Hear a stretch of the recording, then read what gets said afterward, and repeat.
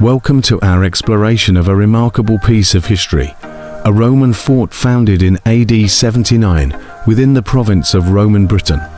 This fort stands as a testament to the Roman Empire's expansion and military strategy. Strategically positioned near to major Roman roads, this fort was garrisoned by a cohort of Roman auxiliaries. These soldiers played a crucial role in maintaining order and protecting the interests of the empire in this remote territory. Hi everyone, and welcome back to the channel, Lads on the Trails. Today we're exploring a place in Manchester, and where we're exploring is the site of an ancient Roman fort. So what we're going to do is delve into the history and see what this place is all about. So the fort was actually founded around AD 79, which is like over 1,900 years ago, which is a very long time. And the fort was part of the Roman province of Britannia, and it played a crucial role in the Roman Empire's expansion into what we now call England. Now this was a bustling military outpost. It was strategically placed near the River Medlock, which made it super important for trade and defence. The Romans built it to protect their interest in the area and to keep an eye on the local tribes.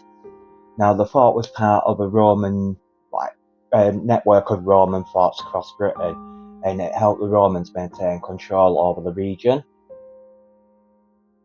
Now as we walk around, you can see that the remains of the fort walls, and they're not in perfect shape obviously, especially being 1,900 years old, but you can get a sense of how massive this place was.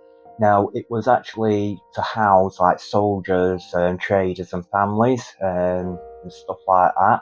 So you could imagine how this place actually was, guards stood there standing guard.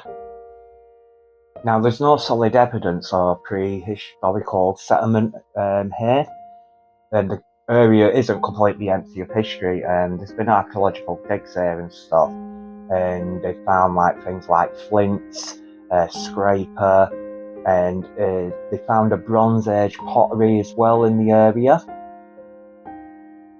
Now in 1772 I think it was, they were widening the canal around here, and they actually dredged up a D-shaped gold buller from the River Irwell. Unfortunately that was actually lost, but it's very similar to the one which they found in Shropshire in 2018. And what I'll do is I'll try and get a picture of what that would have looked like.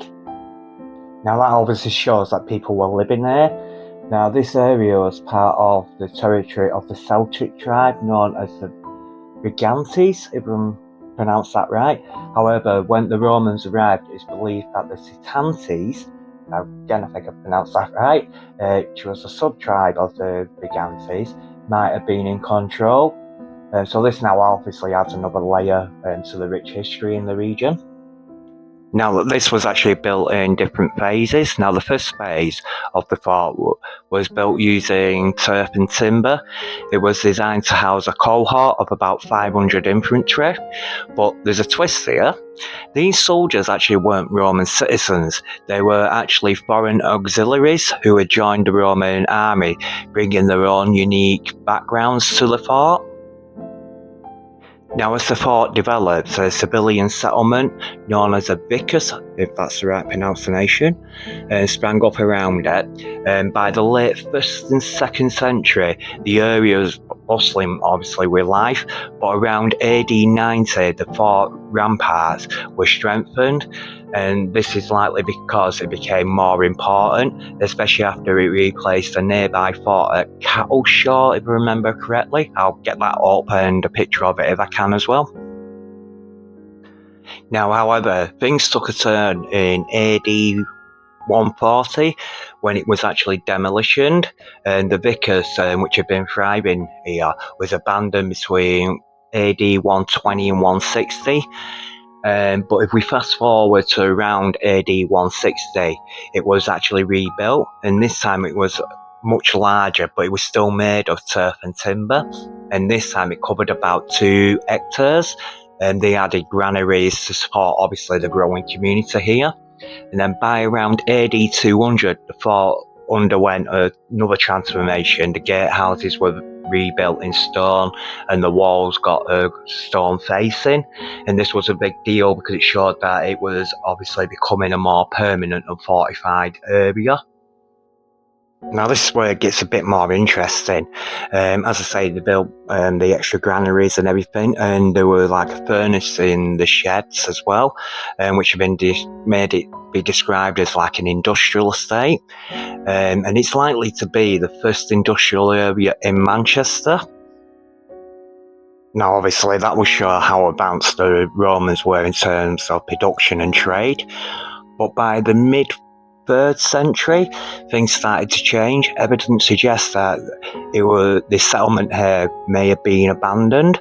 Now, archaeologists found remains of buildings that were demolished and materials which were taken away to be used elsewhere. So it's like a little time capsule of history, really. Interesting though, even though the civilian population is documented as maybe declining, there's evidence from coins that were found that a small garrison might have stayed here into the late 3rd century and early 4th century, so it wasn't completely deserted here. Now, after the Romans withdrew around 410 AD, Britain entered a new chapter, and the once bustling Roman fort was left behind, and the locals quickly adapted, and what they did was turn it into farmland and to grow crops and sustain their communities. Now, if we fast forward to the late 19th century and the Great Northern Railway came along, where they started building the viaducts, even more of this fort was actually destroyed. But thankfully, Charles Roeder was there to document the remains that were uncovered during its construction, which basically helps us understand what life was like here and the civilian settlement and the surrounding fort. Now, over several decades, small little digs, if you like, continued, mainly focusing on the northern defences, but not everyone was that impressed. Historian A.J.P. Taylor famously called the surviving Roman walls the least interesting Roman remains in Britain. Now, that's a bit of a kick in the teeth, isn't it? But if we fast forward to the 1970s, when Professor Barry Jones took the lead on excavating the area, the civilian settlement that surrounded the fort was a game changer for understanding life in Roman times. Now, in 1982, Castlefield became the UK's first urban heritage park, blending history with urban life, and by 1984, partial reconstructions of the fort walls and ramparts and gateways were open to the public so they could step back in time. And then between 2001 and 2005, the University of Manchester, the archaeological unit, returned to the site, and they were uncovering even more secrets before the area underwent its regenerations, and they actually revealed around about 10,000 artifacts, giving obviously a glimpse into the past. So that's a quick look at the history of this incredible Roman fort here in Castlefield. We hope that you enjoyed this video. If you did, please click like, it really helps our channel grow. And don't forget to subscribe so you can keep up with the amazing places we explore around the northwest. And don't forget to hit the notification bell too, so that you'll be first to know when we release our next video. Now until next time, keep safe and keep exploring the history of Britain.